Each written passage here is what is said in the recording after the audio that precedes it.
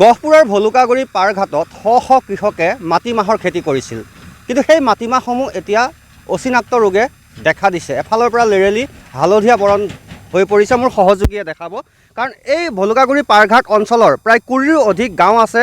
সেই গাঁৱৰ কৃষকসকলে একমাত্ৰ এই মাটিমাহ খেতিৰ জৰিয়তে যথেষ্ট স্বাৱলম্বিতাৰ দিশটো তেওঁলোকে বিচাৰি পায়, কিন্তু সেই মাটিমাহসমূহ এতিয়া এফালৰ পৰা মাটিমাহৰ যিসমূহ গা গছ সেইসমূহ পোকে কাটি পেলাইছে আৰু এফালৰ পৰা হালধীয়া বৰণ হৈ পৰিছে, শুকাই লেৰেলি গৈছে, বেমাৰে দেখা দিছে। গতিকে কৃষকসকল আছে এই অঞ্চলৰ, আমি কথা পাতিম। মই আপোনাৰ ওচৰলৈ আহিছোঁ। আপোনালোকৰ এই অঞ্চলত প্ৰতি ঘৰে ঘৰে মাটিসমূহত মাটিমাহ খেতি কৰা বুলি ক'লেও ভুল কৰা নহ'ব। দেখিছোঁ মাটিমাহসমূহ এফালৰ পৰা লেৰেলি শুকাই গৈছে, পাতবিলাক কাটি পেলাইছে। কি ক'ব, কেনেকুৱা কি? নহয়, এইটোতো সেইবাৰ মানে যথেষ্ট বেমাৰটো হৈছে। কিছুমানটো আমি ফুল ধৰা নাই, তাৰপিছত ফুলটো ধৰাৰ পাছতো তলৰ পৰা যিটো পাতবিলাক লাল হৈ আহিছে, কিন্তু চৰকাৰৰ ফালৰ পৰা সেইখিনি আৰ্থিক সাহাৰ্যটো এতিয়ালৈকে ব্যৱস্থা কৰা নাই। কৃষি বিভাগৰ লোকে এইসমূহ চাবলৈ অহা নাই, এতিয়ালৈকে হোৱা নাই।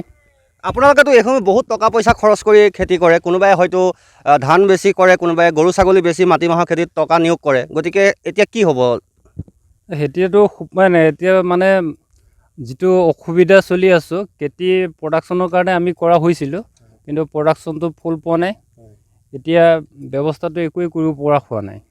চিন্তা হৈছে চাগে? নিশ্চয় হৈছে। হয়, আপোনালোকৰ এই অঞ্চলত কেৱল এই ভলুকাগুৰি বুলিয়ে নহয়, গোটেই অঞ্চলতে মাটিমাহৰ খেতিৰ ওপৰত কিন্তু নিৰ্ভৰশীল। গতিকে খেতি যদি আপোনালোকে ইমান কষ্টৰে কৰি এনেকুৱা ৰোগ হয়, তেন্তে যথেষ্ট লোকচান হ'ব। লোকচানৰ সন্মুখীন হ'বলগীয়া হৈছে, যিহেতু এবাৰ বৰষুণো এবাৰ কম, পানীটো এবাৰ অহাৰ কাৰণে এইটো গছবিলাকত এতিয়া গুটি গছ আছে, কিন্তু গুটি ধৰা নাই। আৰু দেখিছোঁ হালধীয়া হৈ গৈছে। হালধীয়া হৈ গৈছে, গুটিটো কম এবাৰ। তাতে কৃষকসকল অকণমান পৰিস্থিতিৰ সন্মুখীন হ'বলগীয়া হৈছে। বা যিহেতু মাটিমাহটো গুটি ধৰা নাই, অৱস্থা এনেকুৱা হৈছে। এতিয়া দেখিছেই নহয় কেনেকুৱা হৈছে এইবিলাক। এনেকৈ হ'লেতো বহুত লোকচান হ'ব আপোনালোকৰ। লোকচান হ'ব, লোকচানৰ সন্মুখীন হ'বলগীয়া হৈছে এতিয়া। হয়, এইসকল হৈছে কৃষক।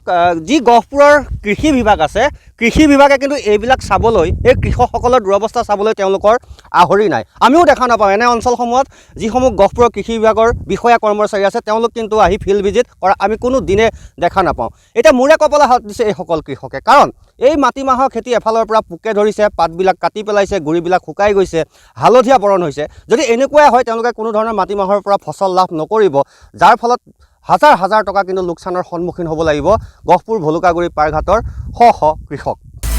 আপুনি বিচৰা বাতৰি পাব কেৱল নিউজ 18 এপত। নিউজ 18 এপ ডাউনলোড কৰিবলৈ স্কেন কৰক এই QR কোড। গুগল প্লে ষ্টৰতো পাব এই নিউজ 18 এপ।